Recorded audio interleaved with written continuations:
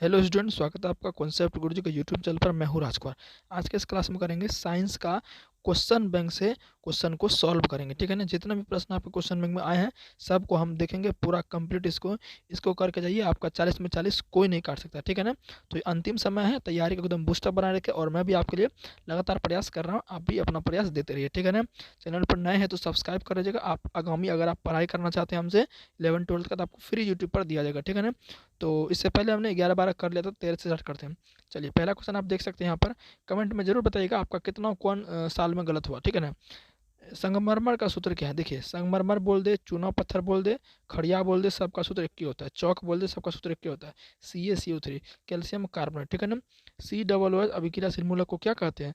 तो हमने कल ही बताया था कि CHO को कहते हैं एल्डिहाइड, और CHO क्या कहते हैं?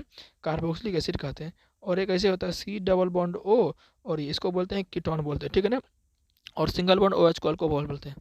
चलिए, प्रकाश, इसका आंसर क्या होगा? इसका आंसर हो जाएगा अम्ल हो जाएगा। क्या हो जाएगा? अम्ल। कार्बोक्सिलिक नहीं दिया तो खाली अम्ल दिया है तो ये मार दीजिएगा। ठीक है ना। नेक्स्ट क्वेश्चन आपका है कि प्रकाश संश्लेषण क्रिया में ऑक्सीजन बाहर निकलता है। मतलब ऑक्सीजन किससे बाहर निकलता है? ऑक्सीजन जो किससे बाहर निकलता है? ये निकलता है जल से। किससे निकलता है? जल से बाहर निकलता है। आपको पता होगा प्रकाश संश्लेषण अब क्रिया क्या होता है? CO2 होता है। ठीक है ना। फिर आपका H2O मिलता है, CO2 प्लस H2O। और इधर क्या बनता है? बनता है आपका ग्लूकोज बनता है, C6H12O6 होता है। और फिर आपका इधर O2 गैस निकलता है। ठीक है ना। और ये O2 गैस किससे निकलता है? जल से निकलता है। ठीक है ना। तो आइए इसको नेक्स्ट क्वेश्चन देखते हैं। नेक्स्ट क्वेश्चन आपका है कि मैग्नीशियम पाया जाता है। मैग्नीशियम पाया जाता है। तो मैग्नीशियम किस में पाया जाता है? ये पाया जाता है क्लोरोफिल में। किस में पाया जाता है? क्लोरोफिल में। इंसुलिन की कमी कारण होता है। तो इंसुलिन की कमी कारण क्या होता है? मधुमेह रोग, जिसको हम डायबिटीज बोलते हैं। इंसुलिन कौन से निकलता है? अग्नाशय से। कौन से निकलता है? अग्नाशय से निकलता है। ठीक है ना। अगर इंसुलिन निकलना बंद हो गया, यानी कि कम निकल रहा है, तो समझिए आपको ग्लूकोज का मात्रा शरीर में ज़्यादा तो बढ़ ही जाता है, और कंट्रोल करने वाला इंसुलिन नहीं निकलेगा तो डायबिटीज हो जाता है। ठीक है ना। जिसको बोलते हैं हिंदी में मधुमेह। दृश्य प्रकाश, दृश्य प्रकाश किसको कहते हैं? जिसको हम देख सकते हैं। दृश्य प्रकाश में किस वर्ण का तरंग दैर्घ्य अधिकतम होता है? आपको पता है लाल रंग का तरंग दैर्घ्य क्या होता है? अधिकतम होता है, तब ना वो नहीं झुकता है जल्दी। जिसका तरंग दैर्घ्य अधिकतम होता है वो कम झुकता है। इसलिए हम रेलवे लाइन में लाल सिग्नल का प्रयोग करते हैं कि दूर से ही दिखाई पड़ जाए ट्रेन आ रहा है, और हमें क्या करना चाहिए? सावधानी बरतनी चाहिए। ठीक है ना। विद्युत शक्ति का ऐसा मात्रक क्या होता है? विद्युत शक्ति, विद्युत शक्ति का संकेत क्या होता है? पी। पी बराबर होता है W/T। क्या होता है? W/T। तो विद्युत शक्ति का मात्रक होता है वाट। क्या होता है? वाट होता है। नेक्स्ट क्वेश्चन है, विद्युत बल्ब का तंतु, जो बल्ब देखे ना लाल का, जो बल्ब 10-15 मिनट कम देता है, उसमें जो तार दिखेगा आपको लचीला टाइप का, वो टंगस्टन होता है। क्या होता है? टंगस्टन। टंगस्टन का संकेत होता है W। ठीक है ना। चलिए, नेक्स्ट क्वेश्चन देख लेते हैं। नाभिक की ऊर्जा प्राप्त करने हेतु आवश्यक है। मतलब आपको पता है कि नाभिक ऊर्जा हम कैसे प्राप्त करते हैं? नाभिक ऊर्जा कैसा ऊर्जा स्रोत है? ये आपका है गैर परंपरागत ऊर्जा स्रोत है। ठीक है ना। तो आपको पता है इसमें क्या क्या आता है? जैसे रेडियम हो गया, यूरेनियम हो गया, है ना, थोड़ियम हो गया, इन सब को जो है इस पर बमबारी कराए साथ, इससे क्या निकलता है? ऊर्जा निकलता है। तो यूरेनियम इसका आंसर हो जाएगा। ठीक है ना। यूरेनियम का यूज किया जाता है नाभिक ऊर्जा प्राप्त करने के लिए। नेक्स्ट क्वेश्चन देखते हैं। ग्लोबल वार्मिंग के लिए उत्तरदायी गैस है, तो कौन सा है? CO2 है। क्या है? CO2 है। ग्लोबल वार्मिंग मतलब हो गया कि गर्मी जो पैदा हो रहा है ना, मतलब पृथ्वी हमारा गर्म हो रहा है, उसके लिए कौन उत्तरदायी है? CO2 उत्तरदायी है। ठीक है ना। CO2 का कम यूज करेंगे तो हमारा पृथ्वी कम गर्म होगा। पृथ्वी अगर ज़्यादा गर्म हो जाएगा तो वहाँ रहना, हम लोग पृथ्वी पर ही रहते हैं तो रहना मुश्किल हो जाएगा। समझ रहे हैं ना। चलिए, नेक्स्ट क्वेश्चन है। लिटमस विलियन बैगनी का, लिटमस विलियन बैगनी रंजक होता है जो निम्न में से किससे निकाला जाता है? देखिए, लिटमस आपका दो प्रकार होता है, एक होता है लाल लिटमस पत्र, एक होता है नीला लिटमस पत्र। ठीक है ना। तो ये निकाला जाता है थैलोफाइटा, एक पौधा होता है। क्या होता है? थैलोफाइटा। थैलोफाइटा होता है पौधा। थैलोफाइटा पौधे के लिचन नामक पौधे से, थैलोफाइटा पौधों का समूह है। ठीक है ना। उसके अंतर्गत आता है लिचन, यानी लिचन या लाइकन बोल दीजिए, उससे आपको ये निकाला जाता है। ठीक है ना। चलिए, नेक्स्ट क्वेश्चन है। नेक्स्ट क्वेश्चन आप देख सकते हैं। जब सोडियम हाइड्रोक्साइड क्या है? जब सोडियम हाइड्रोक्साइड जिंक से अभिक्रिया करता है तो कौन सा उत्पाद बनता है? देखिए, हम इसको करा के दिखाते हैं। सोडियम हाइड्रोक्साइड क्या होता है? NaOH होता है। ठीक है ना। NaOH होता है। ये किससे अभिक्रिया करेगा? जर्डन से अभिक्रिया करेगा। किससे अभिक्रिया करेगा? जर्डन से अभिक्रिया करेगा। देखिए, यहाँ पर क्या है कि सोडियम आपका पॉजिटिव धातु, सोडियम क्या है? प्लस होता है। जिंक भी +2 होता है। तो प्लस प्लस में कैसे संबंध होगा? नहीं होगा ना। तो यहाँ पर क्या होता है ना कि सोडियम क्या है? जिंक से ज़्यादा अभिक्रियाशील है। सोडियम क्या है? जिंक से ज़्यादा अभिक्रियाशील है। तो जर्डन यहाँ पर O से अभिक्रिया करके क्या बनाता है पता है? Zn O2 बनाता है। क्या बनाता है? Zn O2 बनाता है, जिस पर चार्ज होता है -2। क्या चार्ज होता है? -2 होता है, यानी कि इसको बोलते हैं जिंक केटायन। क्या बनता है? Zinc cation. तो यहाँ पर जिंक केटायन बनता है तो क्या बन जाएगा? Na2 Zn O2 बनता है। क्या बनता है? Zinc cation. और हाइड्रोजन गैस तो निकलता ही निकलता है। तो देख लीजिए कहाँ है, कहाँ है, तो देख सकते हैं आप ऑप्शन में Na2Zn2 + H2, यानी कि ए नंबर आंसर हो जाएगा। ठीक है ना। चलिए, किसी भी उदासीन विलयन का पीएच मान जानबे करते हैं 7 होता है। बेकिंग सोडा सूत्र क्या होता है? बेकिंग सोडा सूत्र क्या होता है? ये होता है आपका NaHCO3। आप लोग कमेंट में बताइएगा कि, अच्छा छोड़िए, हमें बता देते हैं, सोडियम हाइड्रोजन कार्बन इसका नाम है। ठीक है ना। कमेंट में सिर्फ ये बताना है कि इसमें आपको कितना, ये भी 2013 चल रहा है, इसमें आपका कितना सही हुआ। ठीक है ना। अभी और क्वेश्चन है, इसको देखते हैं। एक्वारेज या मिश्रण में, एक्वारेज या मिश्रण में HCl और HNO3 का अनुपात क्या होता है? तो ये होता है 3:1। क्या होता है? 3:1 होता है। Option A answer. एक्वारेज या कोई कहते हैं अम्लराज। क्या कहते हैं? अम्लराज, जो कि सोना सबको गला देता है। ठीक है ना। द्विखंडन होता है। द्विखंडन किस में होता है? अमीबोम होता है, पैरामीशियम भी होता है, लिस्मनियम भी होता है। तो इनमें से क्या हो जाएगा? सभी में। ठीक है ना। चलिए नेक्स्ट क्वेश्चन देख लेते हैं। फूल में नर प्रजनन अंग होता है। फूल में नर प्रजनन अंग क्या होता है? तो फूल में देखिए 2 गो प्रजनन अंग होता है, एक नर का होता है, एक मादा। तो नर वाला का नाम क्या होता है? पुंकेसर। मादा वाला का नाम क्या होता है? स्त्री केसर। ठीक है ना। अब कह रहा है अंडाणु निषेचित होता है। देखिए, आपको पता है कि ये आपका क्या होता है? महिला का क्या होता है? ये मादा प्रजनन तंत्र है। इसमें यहाँ पर होता है गर्भाशय। क्या होता है? गर्भाशय होता है।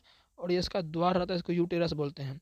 तो देखिए, ये आपको पता है ये क्या होता है? इसका वजाना, इसको हम क्या योनि बोलते हैं। तो इससे स्पर्म जाता जाता जाता जाता यहाँ पर स्पर्म जो गया ना, शुक्राणु, यहाँ पर पहले से रहता है अंडाणु, यानी यहाँ पहले ऐसे रहता है, अंडाशय रहता है। इस अंडाशय से निकल के अंडाणु यहाँ रहता है। तो यहाँ पर यानी कि फेलोपियन ट्यूब में जो है इंतजार करता है अंडाणु शुक्राणु का। तो जाता है शुक्राणु इधर से स्पीड जाता है हस्त मैथुन के दौरान या शारीरिक संबंध के दौरान। तो यहाँ पर क्या होता है कि दोनों निषेध हो जाते हैं, यानी कि फेलोपियन ट्यूब में ही सारा चीज़ होता है। तो वैसे ऑप्शन आ जाएगा सी नंबर। ठीक है ना। नेक्स्ट क्वेश्चन है, अवतल लेंस का आवर्धन सूत्र होता है। देखिए, आवर्धन लेंस का बोले, उत्तल लेंस का बात तक क्या हो जाएगा? क्या हो जाएगा? m/v/u हो जाएगा। ठीक है ना। फिर है, गोलीय दर्पण में फोकसांतर एवं वक्रता त्रिज्या के बीच क्या संबंध है? तो आप सबको पता है क्या होता है? F = R/2 होता है। तो ऑप्शन नंबर सी हो जाएगा। ठीक है ना। चलिए, ये 2013 का पूरा कंप्लीट हो गया है। अब बात करते हैं 2014 का। ठीक है ना। तो आइए अब देख लेते हैं 2014 का सेकंड सिटिंग का। 2014 में जो है 2 सिटिंग में एग्जाम हुआ था। अभी सेकंड सिटिंग का देखेंगे, फिर फर्स्ट सिटिंग का देखेंगे। ठीक है ना। कह रहा है, किसी चालक के छोरों के बीच विभवांतर भी और प्रतिरोध आर एवं प्रवाहित धारा ए के बीच क्या संबंध है? आप सबको पता है, ये साइमन ओम नामक एक वैज्ञानिक था। कौन था? साइमन ओम। हमने पढ़ाया भी, ये थ्योरी में है। साइमन ओम ने क्या कहा था कि जब भी कोई चालक में करंट देते हैं ना, तो क्या होता है कि उनके विभवांतर की और धारा के बीच जो है ना कुछ संबंध है, कुछ ना कुछ क्या है? संबंध है। इसी संबंध को उन्होंने बताया था कि ये ओम का नियम है। क्या है? ओम का नियम है। तो उसमें कौन कौन होता है? आई होता है, बी होता है और आर। आर तो नियतांक से आता है। ठीक है ना। सूत्र क्या बनता है? R = V/I बनता है। तो सी इसका आंसर हो जाएगा। ठीक है ना। नेक्स्ट बातें कर लेते हैं। नेक्स्ट क्वेश्चन है कि 100 वाट का विद्युत बल्ब 250 वोल्ट के विद्युत मैन से जोड़ा जाता है, यानी कि जो लाइन है उससे जोड़ा जाता है। तो बल्ब से प्रवाहित धारा का मान, यानी कि आई पूछ रहा है। क्या पूछ रहा है? आई। तो डायरेक्ट सूत्र हम लगा देते हैं। क्या सूत्र होता है? पढ़े होंगे। सूत्र होता है P बराबर, क्या होता है? P बराबर होता है VI होता है। P बराबर VI होता है। V का मान कितना दिया है? 250 दिया है। कितना दिया है? 250। P भी दे दिया। P मतलब वाट। P का मान कितना दे दिया? 100 दिया। P का मान कितना? 100 दिया। अब बराबर, और V का मान कितना दिया? V मतलब वोल्ट, यानी कि 250 दे दिया है, और गुना आई करते। आई ये पूछ रहा है, धारा पूछ रहा है। तो कर इससे कटाएंगे, 0 खत्म। तो क्या होगा? 25 और 5 दूनी 10। तो क्या होगा? आई बराबर हो जाएगा 2/5। 2/5 का मतलब क्या होगा? भाग देंगे तो 0.4 आ जाएगा। तो क्या? 0.4 एम्पियर हो जाएगा। ठीक है ना। चलिए, सब हम बताए हुए हैं, खाली बस रिवीजन करते हैं, फटाफट उसको देखते जाइए। लाइक नहीं किया तो प्लीज़ लाइक जरूर इसको कर दीजिए। ठीक है ना। चलिए, नेक्स्ट क्वेश्चन है, विद्युत फ्यूज आधारित है। देखिए, ये प्रश्न क्या है? रिपीटेड प्रश्न, रिपीट बहुत प्रश्न होता है, इसलिए कह रहे हैं क्वेश्चन बैंक करके चले जाइए, बिल्कुल टेंशन ही खत्म है। विद्युत फ्यूज, फ्यूज का मतलब क्या? जब अचानक ज़्यादा लघु पतन का घटना हो जाता है, शॉर्ट सर्किट हो जाता है, तो करंट एकाएक बढ़ जाता है, जिससे क्या होता है? ऊष्मा उत्पन्न काफ़ी ज़्यादा होता है। ताकि अगर फ्यूज नहीं लगाएंगे तो क्या हो? घर का सारा उपकरण राख हो जाएगा, जल के ब्लास्ट सब हो सकता है ना, यानी हानि हो सकती है। तो फ्यूज लगाते हैं, तो फ्यूज क्या होता है? कम गलनांक वाला गल जाता है, यानी कि ऊष्मादीय गल जाता है, यानी कि विद्युत धारा उसमें प्रभाव है। ठीक है ना। चलिए, विद्युत धारा उत्पन्न करने की युक्ति कहते हैं। देखिए, ये भी रिपीटेड क्वेश्चन है, कल भी हमने कराया था, 12 में आया था। तो जनित क्या? जनरेटर। जब किसी चालक तार से विद्युत धारा प्रवाहित होती है तो गतिशील कण होते हैं। आपको पता है कि ये हमारा तार है, इसको अगर हम बैटरी से जोड़ दिए, क्या कर दिया इसको, ये तार का एक सिरा, ये तार का दूसरा सिरा, इसको जब बैटरी से जोड़ देते हैं, कुंजी भी लगा देते हैं, तो इसमें क्या होने लगता है, कण कुंजी दबाते हैं, इसमें कण बहने लगता है। तो वो कण कौन होता है, इलेक्ट्रॉन होता है। कौन होता है, इलेक्ट्रॉन होता है। ये गतिशील होते हैं, ठीक है ना। चलिए नेक्स्ट क्वेश्चन फिर बात करते हैं। नेक्स्ट क्वेश्चन आप देख सकते हैं इधर कि जीव द्रव्यमान क्या कर रहा है, जीव द्रव्यमान ऊर्जा स्रोत का उदाहरण निम्नलिखित में कौन नहीं। देखिए ये भी क्वेश्चन रिपीटेड है, हम कल ही बताए थे, पेट्रोलियम भी है, बायोगैस भी है, कोयला भी है, लेकिन नाभिक ऊर्जा किसी भी तौर पर नहीं है, ठीक है ना। बहुत ज़्यादा क्वेश्चन रिपीट होता है। फिर कह रहा है कि पवन विद्युत जनित्र में, पवन विद्युत जनित्र में पवन की चाल कम से कम होनी चाहिए। देखिए पवन विद्युत जनित्र का मतलब क्या हो गया कि इससे हम ऊर्जा प्राप्त करते हैं, और यह ऊर्जा का गैर परंपरागत स्रोत है, ठीक है ना, ऊर्जा का नवीकरणीय स्रोत आप कह सकते हैं इसे। तो इसमें अगर तीन ऐसे घूमता है, बताते हैं इसे, ऐसे होता है आपका, इसमें तीन पंखा बड़का बड़का लगा रहता है, और ये सब जगह नहीं रहता है, जहाँ पर हवा पूरे वर्ष तक चलता रहता है ना, वहाँ पर ये होता है, ठीक है ना।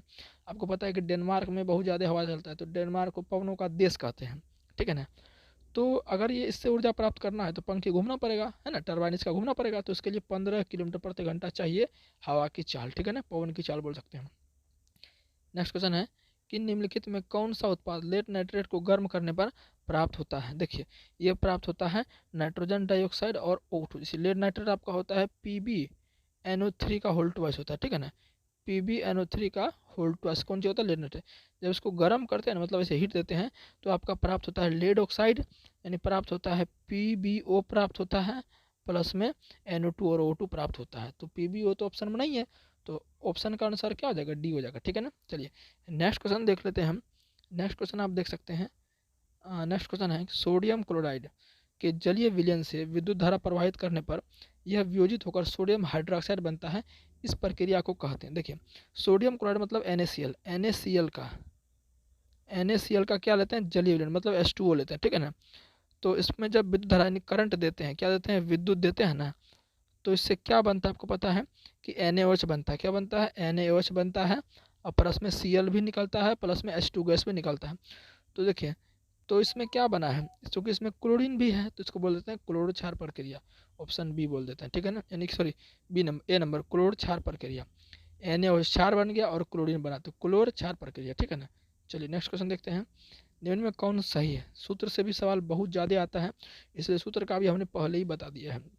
देखिए सही कह रहा है, Na2CO3 के साथ 10 H2 होता है, 5 H2 ये तो होगा नहीं, Na2CO3 7 ये भी नहीं होगा, ऑप्शन बी सीधा दिख रहा है, ठीक है ना, ये आंसर हो जाएगा, सही है। निम्नलिखित में किसे चाकू से काटा जा सकता है, याद रखिएगा, लिथियम, पोटेशियम, सोडियम, इसे चाकू से काट सकते हैं।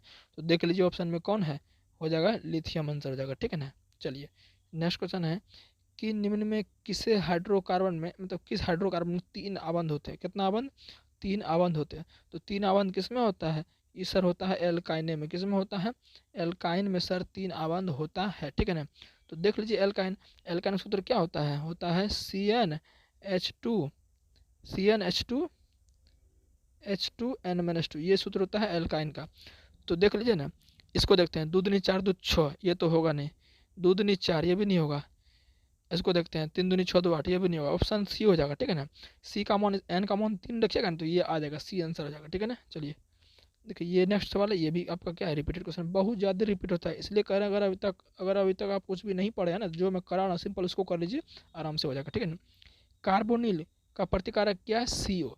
अब बाकी को भी देख लेते हैं, CHO को एल्डिहाइड, कार्बोक्सिलिक, इसको क्या बोलते हैं, ईथर बोलते हैं, ठीक है ना।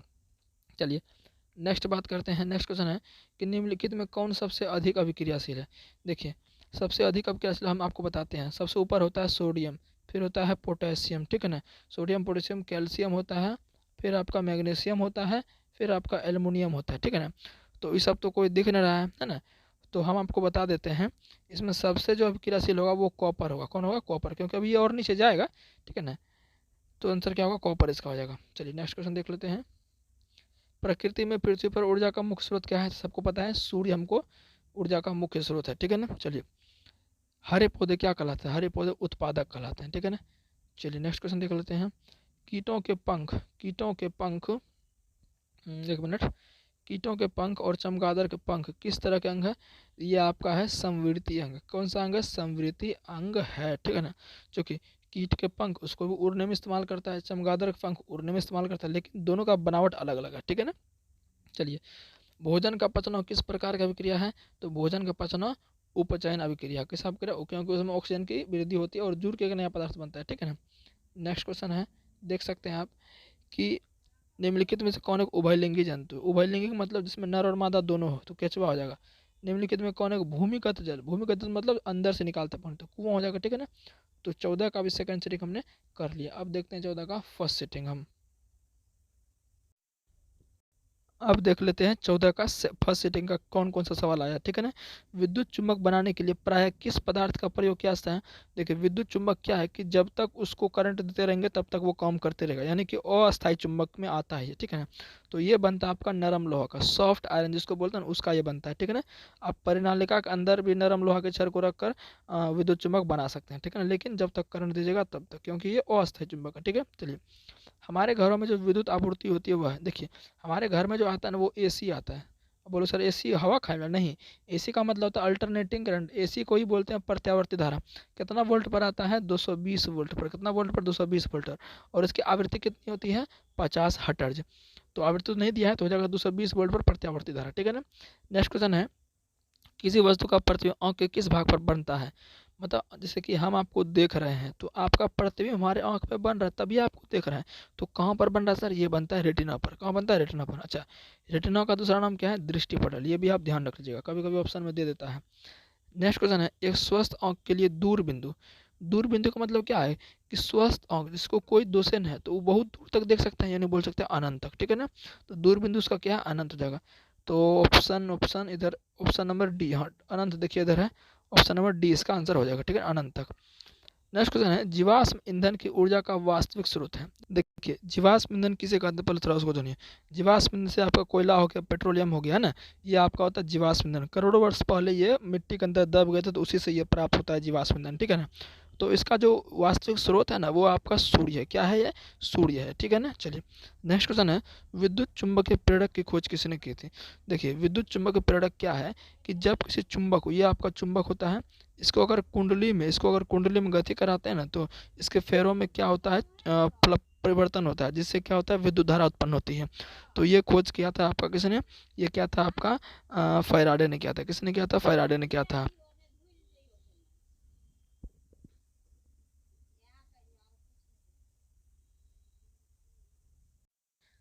चलिए, तो नेक्स्ट क्वेश्चन देख लेते हैं। कह रहा है कि जो नेत्र निकट स्थित वस्तु को साफ नहीं देख सकता उस नेत्र में होता है। देखिए, जो निकट की वस्तु को साफ साफ नहीं देखेगा उसको क्या है, दूरदृष्टि दोष है, ठीक है ना, क्या है, दूरदृष्टि दोष है। समीकरण CaCO3 ये बन रहा है आपका प्रोडक्ट। कह रहा है कि किस प्रकार का समीकरण, देखिए ये तीर है, तीर के बाएं साइड इक्के गुण है, खाली CaCO3 अकेले है। अगर तीर के बाएं साइड इक्के को दिखे तो समझिए वो क्या है, अपघटन अभिक्रिया का उदाहरण है। किसका उदाहरण है, अपघटन। अब बोलोगे सर ऑप्शन में तो अपघटन है भी नहीं कि, तो मेरे प्यारे बच्चों मैं बता देना चाहता हूँ अपघटन का दूसरा नाम क्या है, वियोजन है। तो क्या आंसर हो जाएगा, वियोजन इसका आंसर हो जाएगा, ठीक है ना। चलिए, नेक्स्ट क्वेश्चन देख लेते हैं। कह रहा है साग सब्जियों को विघटित होकर कंपोस्ट बनना किस प्रकार के उदाहरण है, ये आपका उष्मोक्षेपी अभिक्रिया का उदाहरण है। जब साग सब्जी विघटित होते हैं ना तो उष्मा भी उसमें निकलता है, तो क्या हो जाएगा, उष्मोक्षेपी हो जाएगा, ठीक है ना। नेक्स्ट क्वेश्चन आपका है कि निम्नलिखित में कौन विजातीय यौगिक है। विजातीय का मतलब हो गया कौन इनमें से मैच नहीं खाता। देखिए, संगमरमर हो गया, खड़िया हो गया, चूना पत्थर, मैंने आपको पहले ही बताया था इन तीनों का सूत्र क्या होता है, CaCO3 होता है, ठीक है ना। और प्लास्टर ऑफ पेरिस अलग है, प्लास्टर ऑफ पेरिस क्या होता है, CaSO4 1/2H2। तो प्लास्टर ऑफ पेरिस क्या है, विजातीय है, ठीक है ना। चलिए, नेक्स्ट प्रश्न देख लेते हैं। नेक्स्ट प्रश्न आपका है कि निम्नलिखित में से पीएच का कौन सा मान क्षारक विलयन का मान देता है। यानी सिंपल कह रहा है कि क्षार का वैल्यू क्या है, आपको बताए थे 7 से तनियों को ज़्यादा रहेगा तो क्षार होता है, तो 7 से ज़्यादा एक ही ऑप्शन है 13, तो ये आपका क्या हो जाएगा, क्षारक हो जाएगा, ठीक है ना। कौन सा अधातु कमरे के ताप पर द्रव होता है, अधातु पूछ रहा है, क्या पूछ रहा है, अधातु। तो अधातु कौन सा होता है आपका, ये होता है ब्रोमीन। क्या होता है, ब्रोमीन। अगर धातु पूछ देता तो पारा मारते हैं, ठीक है ना, ये बात ध्यान रख लीजिएगा, बहुत बार क्वेश्चन आता है। सीसा और टीन की मिश्र धातु को क्या कहते हैं। देखिए, सीसा माने होता है Pb, ठीक है ना, और टीन माने होता है Sn। तो सीसा और टीन को कहते हैं, हम कहते हैं सोल्डर कहते हैं, क्या कहते हैं, सोल्डर कहते हैं, ठीक है ना। इतना पॉइंट ध्यान रख लेना आपको, ठीक है ना, बढ़िया से। तो नेक्स्ट क्वेश्चन देख लेते हैं। नेक्स्ट क्वेश्चन है ऑक्सीजन के 2 परमाणुओं के बीच कितने आबंध पाए जाते हैं। देखिए ऑक्सीजन आपका ऐसे होता है 2 परमाणु, ऑक्सीजन ऐसे होता है ना, O2 होता है ना, तो इसके 2 ऑक्सीजन होते हैं, इनके बीच जो है 4-4 इलेक्ट्रॉन की साझेदारी होती है। कितने इलेक्ट्रॉन की? 4 इलेक्ट्रॉन की साझेदारी होती है। 4 इलेक्ट्रॉन की साझेदारी मतलब 2 बंध, तो क्या हो जाएगा? 2 बंध, और ऑप्शन नंबर बी हो जाएगा। ठीक है ना। निम्न में से किसे आप उपभोक्ता की श्रेणी में रखेंगे? इसको थोड़ा हम समझाते हैं। देखिए उपभोक्ता की श्रेणी में किसे रखेंगे? देखिए होता क्या है, ये आपका एक क्या बोलते हैं इसको, पोषी स्तर बोलते हैं। सबसे नीचे होता है उत्पादक, उत्पादक के बाद उपभोक्ता होता है।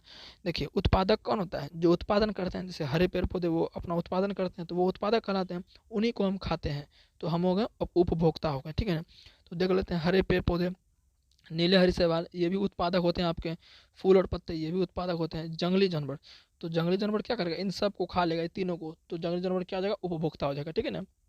चलिए नेक्स्ट क्वेश्चन है कवक में पोषण की कौन सी विधि? तो कवक में क्या होता है? मृतजीवी होता है। नेक्स्ट क्वेश्चन है मुकुलन द्वारा प्रजनन, ये हमने आपको पहले भी बताया था। तो मुकुलन किस में होता है? यीस्ट में होता है। किस में होता है? यीस्ट में होता है।